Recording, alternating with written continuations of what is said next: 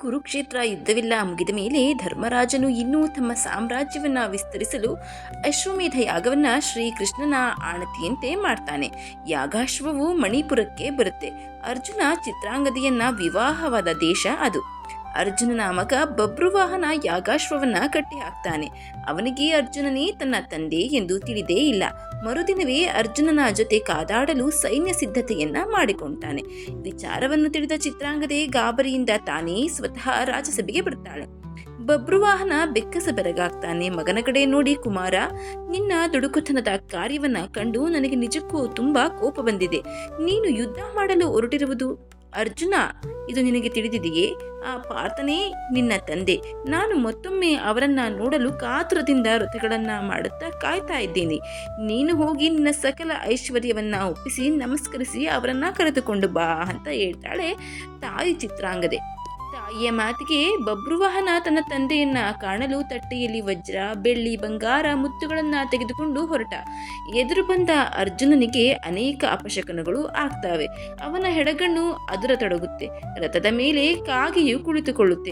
ಹಗಲು ಹೊತ್ತಿನಲ್ಲೇ ಗೂಬೆಗಳು ಕೂಗತೊಡಗುತ್ತೆ. ಹಂಸಧ್ವಜ, ನೀಲಧ್ವಜರು ಮುಂದೆ ಎಂತಹ ಅನಾಹುತಗಳು ಕಾದಿವೆಯೋ ಎಂದು ತಳಮಳವನ್ನ ವ್ಯಕ್ತಪಡಿಸುತ್ತಾರೆ. ಈ ಸಮಯದಲ್ಲಿ ಬಬ್ರುವಾಹನ ವಿನೀತನಾಗಿ ಮುಂದೆ ಬಂದು, ಅಪ್ಪಾಜಿ, ತಾವು ನನ್ನ ತಂದೆ ಎಂಬುದೇ ನನಗೆ ತಿಳಿದೆ. ಈ ಯಾಗಾಶ್ವವನ್ನ ಕಟ್ಟಿ ಹಾಕಿಬಿಟ್ಟೆ. ನಾನು ಮಾಡಿದ ತಪ್ಪಿಗೆ ನನ್ನನ್ನ ಕ್ಷಮಿಸಿ. ನಾನು ಯಾಗದ ಕುದುರೆಯನ್ನ ಕಟ್ಟಿ ಹಾಕಿದ್ದಕ್ಕಾಗಿ ಕ್ಷಮೆಯನ್ನ ಯಾಚಿಸ್ತೀನಿ ಅಂತಾನೆ.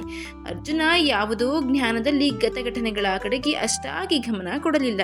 ಛೀ, ನೀನು ನನ್ನ ಮಗನೇ. ನೀನು ನಿಜಕ್ಕೂ ನನ್ನ ಮಗನೇ ಆಗಿದ್ದರೆ ಹೀಗೆ ಕಟ್ಟಿದ ಕುದುರೆಯನ್ನ ಬಿಚ್ಚಿಕೊಡುತ್ತೇನೆ ಎನ್ನುತ್ತಿರಲಿಲ್ಲ. ವೀರನಂತೆ ಯುದ್ಧವನ್ನ ಮಾಡ್ತಾ ಇದ್ದೆ. ನೀನೊಬ್ಬ ಹೇಡಿ ಹೆಣ್ಣಿನ ಮಗ ಇರಬೇಕು. ನಿನ್ನ ರಾಜ ಮರ್ಯಾದೆ ನನಗೇಕೆ? ಸುಡು ನಿನ್ನ ರಾಜ ಮರ್ಯಾದೆಯನ್ನ. ಹೀಗೆ ಅರ್ಜುನ ಬಬ್ರುವಾಹನನ್ನ ಅವಮಾನಿಸಿದ. ಅಲ್ಲಿ ನೆರೆದಿದ್ದ ನೂರಾರು ಜನರ ಮುಂದೆ ತನ್ನ ತಾಯಿಗಾದ ಅವಮಾನವನ್ನ ಕಂಡು ಬಬ್ರುವಾಹನ ಕನಲಿದನು. ಸಿಟ್ಟಿನಿಂದ ಸಿಡಿಮಿಡಿಗೊಂಡ. ಎಲ್ಲವೋ ಅರ್ಜುನ, ನನ್ನ ತಾಯಿಯ ಶೀಲದ ಬಗ್ಗೆ ಮಾತನಾಡಿದ ನಿನ್ನನ್ನ ಸುಮ್ಮನೆ ಬಿಡಲಾರೆ. ಇಂದಿನ ಯುದ್ಧದಲ್ಲಿ ನಾನು ನಿನ್ನ ತಲೆಯನ್ನು ಹಾರಿಸದಿದ್ದರೆ ನಾನು ವೀರಮಾತೆಯ ಮಗನೇ ಅಲ್ಲ. ಬಬ್ರುವಾಹನ ಯುದ್ಧಕ್ಕೆ ಸನ್ನದ್ಧನಾಗ್ತಾನೆ. ಈ ಸಮಯದಲ್ಲಿ ಇಬ್ಬರು ಮಾತಿನ ವೈಖರಿಯೊಂದಿಗೆ ಬಾಣ ಪ್ರಯೋಗದ ವೈಖರಿಯೂ ವೈಭವಿಸತೊಡಗುತ್ತೆ. ಪರಸ್ಪರ ಬಾಣಗಳನ್ನ ಪ್ರಯೋಗಿಸಿ ಆಘಾತವನ್ನುಂಟು ಮಾಡತೊಡಗುತ್ತಾರೆ.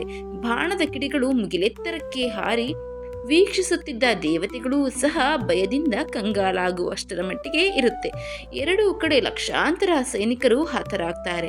ಅರ್ಜುನನ ರಥದ ಮೇಲೆ ಹಗಲ ವೇಳೆಯಲ್ಲಿಯೇ ಗೂಬೆ ಕುಳಿತು ಕೂಗತೊಡಗುತ್ತೆ. ರಣಹದ್ದುಗಳು ಸಮರಾಂಗಣದ ಉದ್ದಗಲಕ್ಕೂ ಹಾರಾಡತೊಡಗಿದವು. ಕಿರೀಟಿಯಂತಹ ಕಡುಗಲಿಯೂ ಸಹ ಇಂತಹ ಅಪಶಕನುಗಳಿಂದ ಕೂಡಿದ ಭೀಕರ ಕಾಳಗವನ್ನ ಎಂದೂ ಇದುವರೆಗೂ ಕಂಡಿರಲಿಲ್ಲವಂತೆ. ಅಣ್ಣನು ಕೈಗೊಂಡಿರುವ ಅಶ್ವಮೇಧ ಯಾಗವು ಎಷ್ಟೊಂದು ನರಮೇಧ ಯಾಗದಂತೆ ಪೂರ್ವಭಾವಿಯಾಗಿಯೇ ಕಂಡುಬರುತ್ತಿದೆ ಎಂದು ಸಣ್ಣಗೆ ಕಂಪಿಸತೊಡಗುತ್ತಾನೆ. ಕೃಷ್ಣ ಪರಮಾತ್ಮ, ಎಲ್ಲವೂ ನಿನಗೇ ಅರ್ಪಿತವಾಗಲಿ ಎಂದು ಮನದಲ್ಲೇ ದೃಢ ಭಕ್ತಿಯಿಂದ ಸ್ಮರಿಸುತ್ತಾ ಬಬ್ರುವಾಹನನ ಮೇಲೆ ಯಥೇಚ್ಛ ಬಾಣಗಳ ಸುರಿಮಳೆಯನ್ನೇ ಮಾಡ್ತಾನೆ. ಬಬ್ರುವಾಹನನು ಶೌರ್ಯದಲ್ಲಿ ತಂದೆಗಿಂತಲೂ ಕಡಿಮೆಯೇನಿರಲಿಲ್ಲ. ಅರ್ಜುನನು ಪ್ರಯೋಗಿಸಿದ ಸರ್ಪಾಸ್ತ್ರಗಳನ್ನ ಅಭಿಮುಖಾಸ್ತ್ರಗಳಿಂದ ಹುರುಳಿಸತೊಡಗುತ್ತಾನೆ. ಕೊನೆಯ ಗಳಿಗೆಯಲ್ಲಿ ರೋಷದಿಂದ ಕಡುವೈರಿಯಾದ ಸರ್ಪಾಸ್ತ್ರ ಈಗ ಕರ್ಣನು ಪ್ರಯೋಗಿಸಿದಾಗ ಮೋಸ ಹೋದಂತೆ ಹೋಗದೆ ಎಚ್ಚರಿಕೆಯಿಂದ ಅವನ ತಲೆಯನ್ನ ಹಾರಿಸಿತು. ಅರ್ಜುನನ ಮರಣದ ಸುದ್ದಿ ಕಾಳ್ಗಿಚ್ಚಿನಂತೆ ಹರಡಿತು. ಹುಲೂಪಿ, ಚಿತ್ರಾಂಗದೆಯರಂತೂ ದುಃಖದ ಕಡಲಿನ ತಳ ಸೇರ್ತಾರೆ. ವೈರಿಯನ್ನ ಗೆದ್ದು ಗೆಲುವಿನ ಮುಖದೊಂದಿಗೆ ಅರಮನೆಗೆ ಬಂದ ಬಬ್ರುವಾಹನ ತಾಯಂದಿರ ದಾರುಣ ದುಃಖವನ್ನ ಕಂಡು ಸಹಿಸಲಾರದೆ ಒದ್ದಾಡತೊಡಗುತ್ತಾನೆ. ಚಿತ್ರಾಂಗದೆ ಮಗನನ್ನ ಕುರಿತು, ಅಯ್ಯೋ ಬಬ್ರು, ನಿನಗೇಕೆ ಇಂತಹ ಕೇಡು ಬುದ್ಧಿ ಬಂದಿತು? ನನ್ನ ಪತಿಯನ್ನ ಗೌರವದಿಂದ ಅರಮನೆಗೆ ಕರೆತಾ ಎಂದು ಹೇಳಿ ಕಳುಹಿಸಿದರೆ ಕಟುಕನ ರೀತಿ ಅವರನ್ನ ಕೊಂದು ಬಂದಿರುವೆಯಲ್ಲ. ನೀನು ಇಂತಹ ಪುತ್ರ ಎಂದು ನಾನು ತಿಳಿದಿದ್ದರೆ ನಾನು ಬಂಜಿಯಾಗಿಯೇ ಉಳಿದು ಬಿಡುತ್ತಾ ಇದ್ದೆ. ತಂದೆಯನ್ನ ಕೊಂದ ಧೀರ ಮಗ ಎಂಬ ಬಿರುದನ್ನ ಪಡೆದು ಸಂತೋಷದಿಂದಿರು, ನನಗೆ ಮುಖವನ್ನ ತೋರಿಸಬೇಡ ಎಂದಳು ತಾಯಿ. ಬಬ್ರುವಾಹನ ತಾಯಿಯ ಪಾದಗಳನ್ನ ಭದ್ರವಾಗಿ ಹಿಡಿದು ಕಣ್ಣೀರಿನಿಂದ ಆಕೆಯ ಪಾದಗಳನ್ನ ತೊಳೆದನು. ಅಮ್ಮ, ನಾನು ಅಂತಹ ಅವಿವೇಕಿ ಏನಲ್ಲ. ನಿನ್ನಂತಹ ಪತಿವ್ರತ ಶಿರೋಮಣಿಯನ್ನ ನೋಡಿ ಹೇಳಿ ಎಂದು ಜರೆದ ಕಾರಣ ನಾನು ರೋಷಾವೇಶದಿಂದ ಕಾದಾಟ ನಡೆಸಬೇಕಾಯಿತು ಅಮ್ಮ. ಈಗಲೂ ಹೇಳು, ನನ್ನ ತಂದೆಯನ್ನು ಬದುಕಿಸುವ ದಾರಿ ಯಾವುದಾದರೂ ಇದೆಯಾ? ಮಗನ ದುಃಖವನ್ನ ಕಂಡು ಚಿತ್ರಾಂಗದೆಯೂ ದುಃಖಿತಳಾಗಿ ಅಳುತ್ತಾ ನಂತರ ಕಡು ಕಷ್ಟದಿಂದ ತನ್ನ ಸಂಕಟವನ್ನ ಹತೋಟಿಗೆ ತಂದುಕೊಳ್ತಾಳೆ. ಬಬ್ರುವಾಹನ ವಿಧಿ ನಿಯಮಗಳನ್ನ ಯಾರು ತಾನೇ ಉಲ್ಲಂಘಿಸಲು ಸಾಧ್ಯ? ಕೊನೆಯದಾಗಿ ನನ್ನ ಮುತ್ತೈದೆತನವನ್ನ ಉಳಿಸಿಕೊಳ್ಳಲು ನೀನು ಪಾತಾಳ ಲೋಕಕ್ಕೆ ತೆರಳಿ ನಿನ್ನ ತಾತನಾದ ಶೇಷರಾಜನ ಬಳಿ ಸಂಜೀವಿ ಮಣಿ ಇದೆ, ಅದನ್ನು ತಂದರೆ ನಿನ್ನ ತಂದೆಯನ್ನ ಬದುಕಿಸಬಹುದು ಹೀಗೆಂದು ಬಬ್ರುವಾಹನನಿಗೆ ಹೇಳ್ತಾಳೆ. ಅರ್ಜುನನ ಮತ್ತೊಬ್ಬ ಹೆಂಡತಿ ಉಲೂಪಿ. ಉಲೂಪಿಯೇ ಶೇಷರಾಜನ ಮಗಳು. ಶೇಷರಾಜನ ಬಳಿ ಸಂಜೀವಿ ಮಣಿ ಇದೆ, ಅದನ್ನು ತಂದರೆ ನಿನ್ನ ತಂದೆಯನ್ನ ಬದುಕಿಸಬಹುದು. ಬಬ್ರುವಾಹನನು ತನ್ನ ತಂದೆಯನ್ನ ಬದುಕಿಸಲು ವೀರಾವೇಶದಿಂದ ಪಾತಾಳ ಲೋಕವನ್ನು ಪ್ರವೇಶ ಮಾಡ್ತಾನೆ. ತನ್ನ ಮೊಮ್ಮಗನ ದುಃಖವನ್ನ ನೋಡಲಾರದೆ ಶೇಷರಾಜ ಸಂಜೀವಿ ಮಣಿಯನ್ನ ಮೊಮ್ಮಗನಿಗೆ ಕೊಡಲು ಹೋಗ್ತಾನೆ. ಆದರೆ ಇಂತಹ ಕಷ್ಟದ ಸಮಯದಲ್ಲೂ ಧೃತರಾಷ್ಟ್ರನೆಂಬ ಪ್ರಧಾನಿಯು ಅಡ್ಡ ಬರ್ತಾನೆ.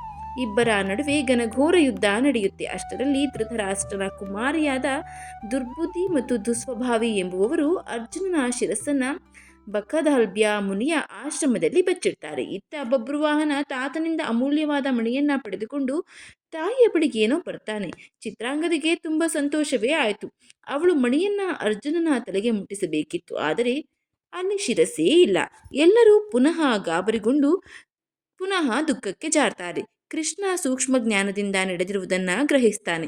ತನ್ನ ಸುದರ್ಶನ ಚಕ್ರವನ್ನು ರೋಷದಿಂದ ಎಸಿತಾನೆ. ಅದು ದುಸ್ವಭಾವಿ ಹಾಗೂ ದುರ್ಬುದ್ಧಿಯನ್ನ ಕೊಂದು ಶಿರಸ್ಸನ್ನ ತಂದು ಕೃಷ್ಣನ ಪಾದದ ಬಳಿ ಕೆಡವುತ್ತೆ.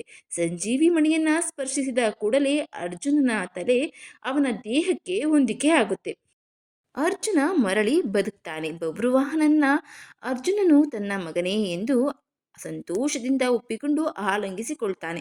ಚಿತ್ರಾಂಗದೆಯನ್ನ ಕಂಡು ಅತ್ಯಾನಂದ ಪಡ್ತಾನೆ. ಅಲ್ಲಿಯೇ ಕೆಲ ಕಾಲ ಇದ್ದು ನಂತರ ತನ್ನ ಅಶ್ವಮೇಧ ಯಾಗವನ್ನ ಮುಂದೆ ಪ್ರಯಾಣ ಮಾಡ್ತಾನೆ. ಇದು ಬಬ್ರುವಾಹನ ತನ್ನ ತಂದೆಯನ್ನೇ ಕೊಂದ ಚಿಕ್ಕ ಮಾಹಿತಿ. ಈ ಮಾಹಿತಿ ನಿಮಗೆ ಇಷ್ಟ ಆಗಿದ್ರೆ ದಯವಿಟ್ಟು ಶೇರ್ ಮಾಡಿ, ಲೈಕ್ ಮಾಡಿ. ವಿಡಿಯೋ ಬಗ್ಗೆ ನಿಮ್ಮ ಅನಿಸಿಕೆ ಅಭಿಪ್ರಾಯವನ್ನು ಕಮೆಂಟ್ ಬಾಕ್ಸ್ನಲ್ಲಿ ತಿಳಿಸಿ. ಚಾನಲ್ನ ಇನ್ನೂ ಸಬ್ಸ್ಕ್ರೈಬ್ ಮಾಡ್ಕೊಂಡು ನೋಡ್ತಾ ಇದ್ದರೆ ದಯವಿಟ್ಟು ಸಬ್ಸ್ಕ್ರೈಬ್ ಮಾಡಿಕೊಂಡು ನೋಡಿ. ಧನ್ಯವಾದಗಳು.